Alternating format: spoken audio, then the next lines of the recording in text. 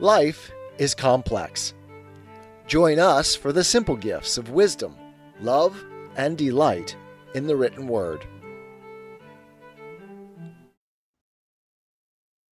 The Life and Adventures of Robinson Crusoe by Daniel Dafoe. Chapter 8 Surveys His Position. Part 1. I mentioned before that I had a great mind to see the whole island, and that I had traveled up the brook, and so on to where I built my bower, and where I had an opening quite to the sea on the other side of the island. I now resolved to travel quite across to the seashore on that side.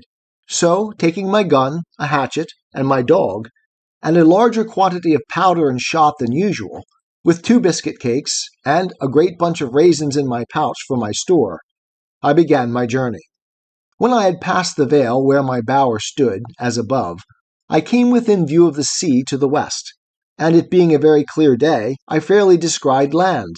Whether an island or a continent I could not tell, but it lay very high, extending from the west to the west-southwest at a very great distance.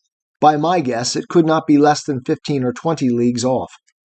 I could not tell what part of the world this might be, otherwise than I knew it must be part of America, and, as I concluded by all my observations, must be near the Spanish dominions, and perhaps was all inhabited by savages, where, if I had landed, I had been in a worse condition than I was now, and therefore I acquiesced in the dispositions of Providence, which I began now to own, and to believe ordered everything for the best.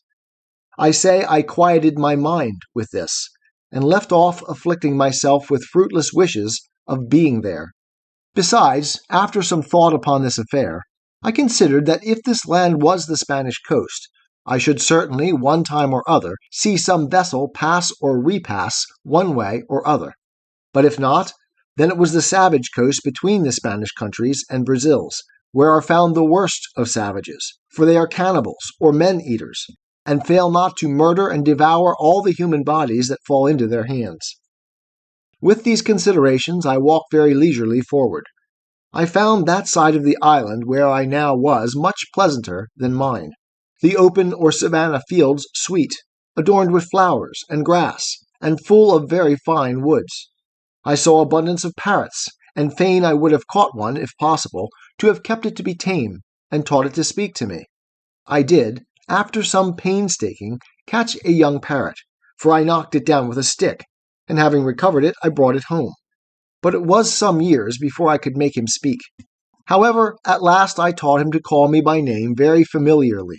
But the accident that followed, though it be a trifle, will be very diverting in its place. I was exceedingly diverted with this journey.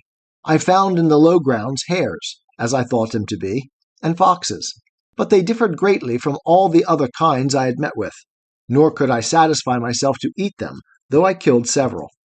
But I had no need to be venturous, for I had no want of food, and of that which was very good too, especially these 3 sorts, namely goats, pigeons, and turtle or tortoise, which added to my grapes.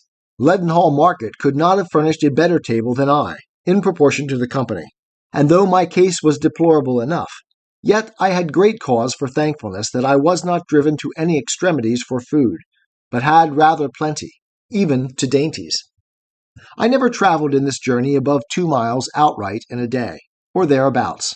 But I took so many turns and returns to see what discoveries I could make, that I came weary enough to the place where I resolved to sit down all night, and then I either reposed myself in a tree, or surrounded myself with a row of stakes set upright in the ground, either from one tree to another, so as no wild creature could come at me without waking me. As soon as I came to the seashore, I was surprised to see that I had taken up my lot on the worst side of the island, for here, indeed, the shore was covered with innumerable turtles, whereas on the other side I had found but 3 in a year and a half. Here was also an infinite number of fowls of many kinds, some of which I had seen, and some of which I had not seen before, and many of them very good meat, but such as I knew not the names of, except those called penguins. I could have shot as many as I pleased, but was very sparing of my powder and shot, and therefore had more mind to kill a she-goat if I could, which I could better feed on. And though there were many goats here, more than on my side of the island, Yet it was with much more difficulty that I could come near them, the country being flat and even, and they saw me much sooner than when I was on the hills. I confess this side of the country was much pleasanter than mine, but yet I had not the least inclination to remove, for as I was fixed in my habitation it became natural to me, and I seemed all the while I was here to be as it were upon a journey, and from home. However, I traveled along the shore of the sea towards the east, I suppose about 12 miles, and then, setting up a great pole upon the shore for a mark, I concluded I would go home again, and that the next journey I took should be on the other side of the island east from my dwelling, and so round till I came to my post again. I took another way to come back than that I went, thinking I could easily keep all the island so much in my view that I could not miss finding my first dwelling by viewing the country. But I found myself mistaken, for being come about 2 or 3 miles, I found myself descended into a very large valley, but so surrounded with hills, and those hills covered with wood, that I could not see which was my way by any direction but that of the sun, nor even then, unless I knew very well the position of the sun at that time of the day.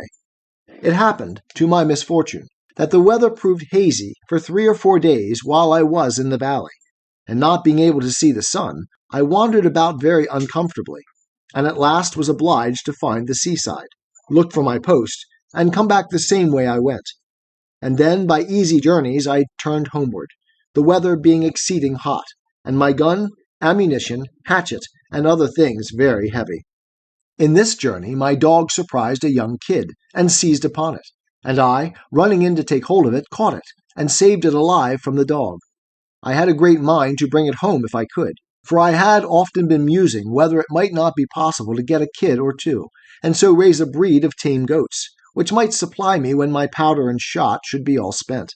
I made a collar for this little creature, and with a string, which I made of some rope yarn, which I always carried about me, I led him along, though with some difficulty, till I came to my bower, and there I enclosed him and left him, for I was very impatient to be at home, from whence I had been absent above a month. I cannot express what a satisfaction it was to me to come into my old hutch, and lie down in my hammock bed. This little wandering journey, without settled place of abode, had been so unpleasant to me that my own house, as I called it to myself, was a perfect settlement to me compared to that, and it rendered everything about me so comfortable that I resolved I would never go a great way from it again, while it should be my lot to stay on the island. I reposed myself here a week, to rest and regale myself after my long journey, during which most of the time was taken up in the weighty affair of making a cage for my Poll, who began now to be a mere domestic, and to be well acquainted with me. Then I began to think of the poor kid which I had penned in within my little circle, and resolved to go and fetch it home, or give it some food. Accordingly I went, and found it where I left it, for indeed it could not get out, but was almost starved for want of food. I went and cut boughs of trees, and branches of such shrubs as I could find, and threw it over, and having fed it, I tied it as I did before to lead it away. But it was so tame with being hungry that I had no need to have tied it, for it followed me like a dog, and as I continually fed it, the creature became so loving, so gentle, and so fond, that it became from that time one of my domestics also, and would never leave me afterwards. The rainy season of the autumnal equinox was now come, and I kept the 30th of September in the same solemn manner as before, being the anniversary of my landing on the island, having now been there 2 years, and no more prospect of being delivered than the first day I came there. I spent the whole day in humble and thankful acknowledgments of the many wonderful mercies which my solitary condition was attended with, and without which it might have been infinitely more miserable. I gave humble and hearty thanks that God had been pleased to discover to me that it was possible I might be more happy in this solitary condition than I should have been in the liberty of society, and in all the pleasures of the world, that He could fully make up to me the deficiencies of my solitary state, and the want of human society, by His presence, and the communications of His grace to my soul, supporting, comforting, and encouraging me to depend upon His providence here, and hope for His eternal presence hereafter. It was now that I began sensibly to feel how much more happy this life I now led was, with all its miserable circumstances, than the wicked, cursed, abominable life I led all the past part of my days, and now I changed both my sorrows and my joys. My very desires altered. My affections changed their gusts, and my delights were perfectly new from what they were at my first coming, or indeed, for the 2 years past. Before, as I walked about, either on my hunting or for viewing the country, the anguish of my soul at my condition would break out upon me on a sudden, and my very heart would die within me, to think of the woods, the mountains, the deserts I was in, and how I was a prisoner, locked up with the eternal bars and bolts of the ocean, in an uninhabited wilderness, without redemption. In the midst of the greatest composure of my mind, this would break out upon me like a storm, and make me wring my hands and weep like a child. Sometimes it would take me in the middle of my work, and I would immediately sit down and sigh, and look upon the ground for an hour or two together. And this was still worse to me, for if I could burst out into tears or vent myself by words, it would go off, and the grief, having exhausted itself, would abate. But now I began to exercise myself with new thoughts. I daily read the Word of God, and applied all the comforts of it to my present state.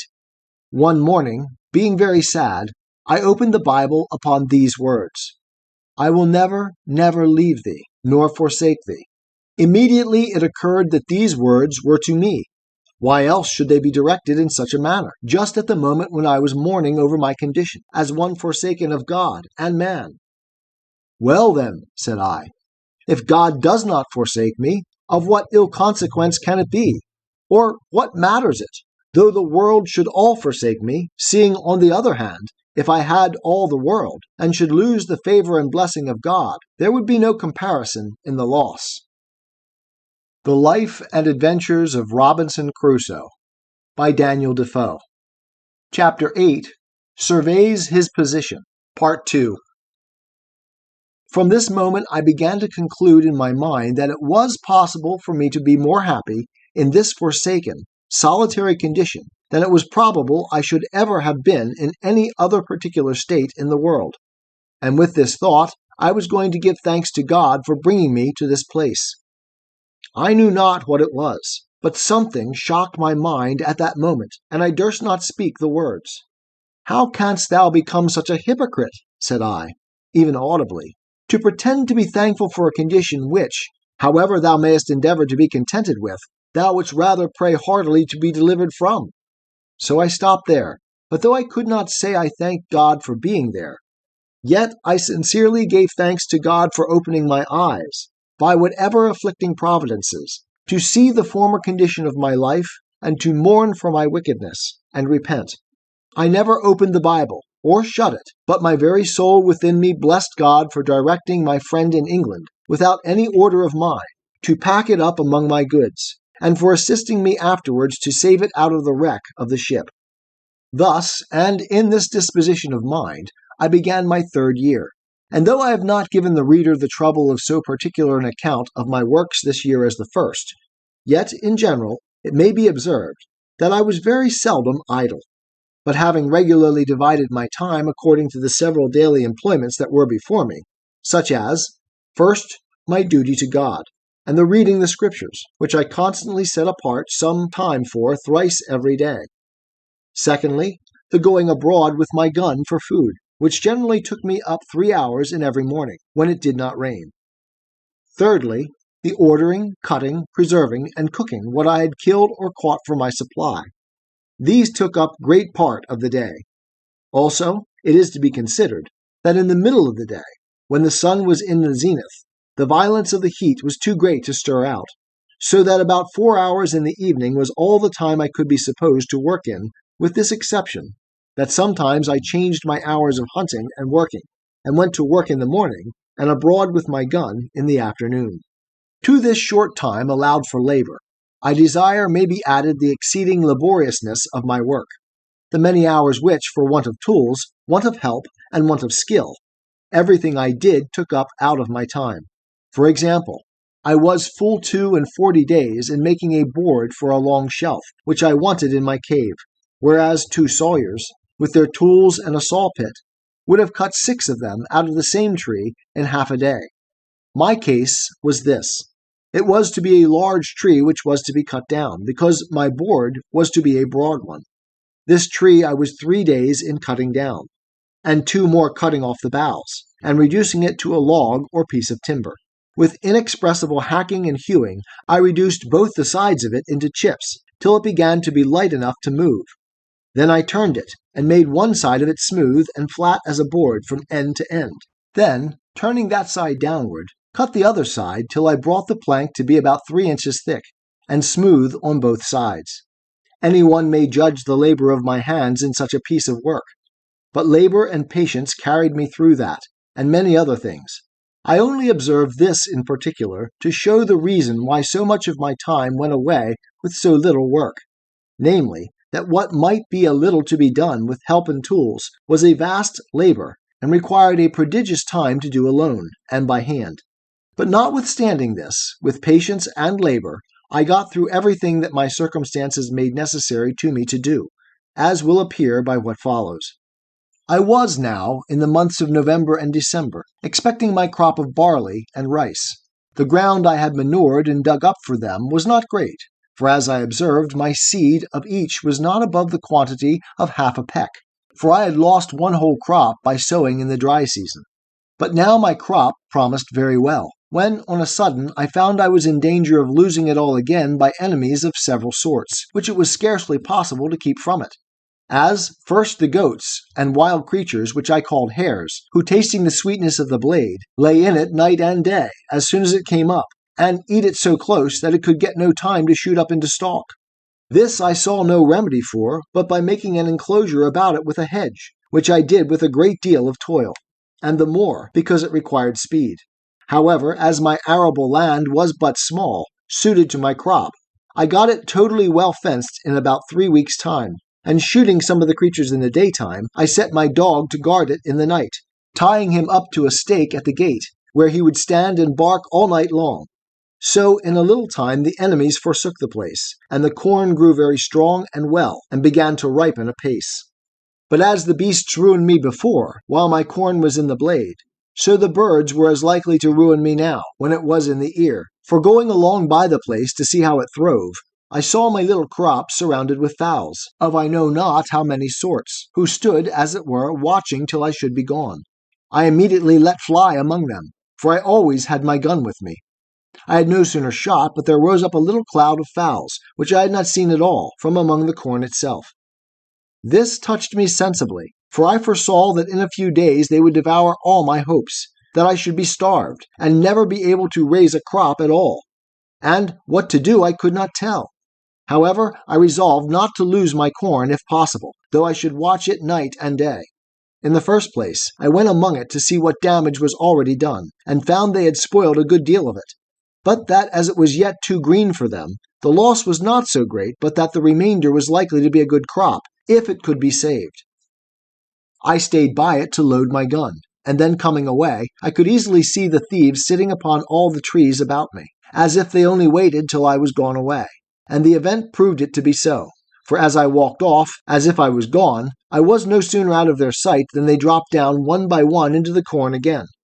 I was so provoked that I could not have patience to stay till more came on, knowing that every grain that they ate now was, as it might be said, a peck-loaf to me in the consequence. But coming up to the hedge I fired again, and killed 3 of them. This was what I wished for, so I took them up, and served them as we serve notorious thieves in England, hang them in chains for a terror to others. It is impossible to imagine that this should have such an effect as it had, for the fowls would not only not come at the corn, but in short, they forsook all that part of the island, and I could never see a bird near the place as long as my scarecrows hung there.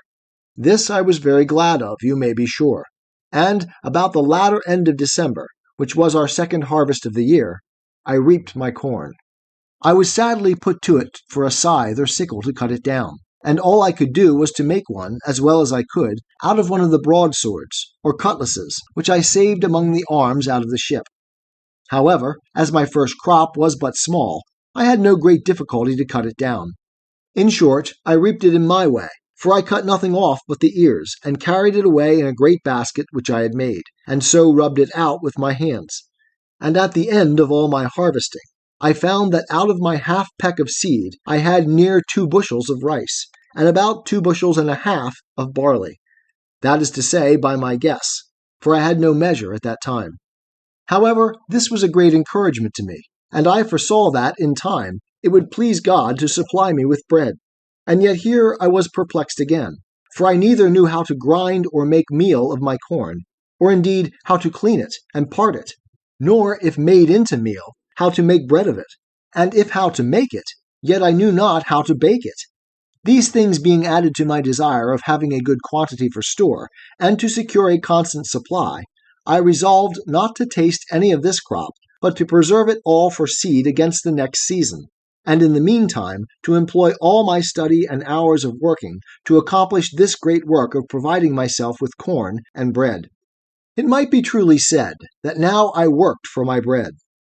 I believe few people have thought much upon the strange multitude of little things necessary in the providing, producing, curing, dressing, making, and finishing this one article of bread. I, that was reduced to a mere state of nature, found this to my daily discouragement, and was made more sensible of it every hour, even after I had got the first handful of seed corn, which, as I have said, came up unexpectedly, and indeed to a surprise. First, I had no plough to turn up the earth, no spade or shovel to dig it. Well, this I conquered by making me a wooden spade, as I observed before. But this did my work but in a wooden manner, and though it cost me a great many days to make it, yet for want of iron, it not only wore out soon, but made my work the harder, and made it be performed much worse. However, this I bore with, and was content to work it out with patience, and bear with the badness of the performance. When the corn was sown, I had no harrow, but was forced to go over it myself, and drag a great heavy bough of a tree over it, to scratch it, as it may be called, rather than rake or harrow it. When it was growing and grown, I have observed already how many things I wanted to fence it, secure it, mow or reap it, cure and carry it home, thrash, part it from the chaff, and save it. Then I wanted a mill to grind it, sieves to dress it, yeast and salt to make it into bread, and an oven to bake it. But all these things I did without, as shall be observed, and yet the corn was an inestimable comfort and advantage to me too. All this, as I said, made everything laborious and tedious to me, but that there was no help for. Neither was my time so much lost to me, because, as I had divided it, a certain part of it was every day appointed to these works. And as I had resolved to use none of the corn for bread, till I had a greater quantity by me, I had the next 6 months to apply myself wholly, by labor and invention, to furnish myself with utensils proper for the performing all the operations necessary for making the corn, when I had it, fit for my use. 'Tis the gift to be simple. 'Tis the gift to be free. 'Tis the gift to come down where we ought to be. And when we find ourselves in the place just right, 'twill be in the valley of love and delight. When true simplicity is gained, to bow and to bend, we will not be ashamed. To turn will be our delight, till by turning, we come round right.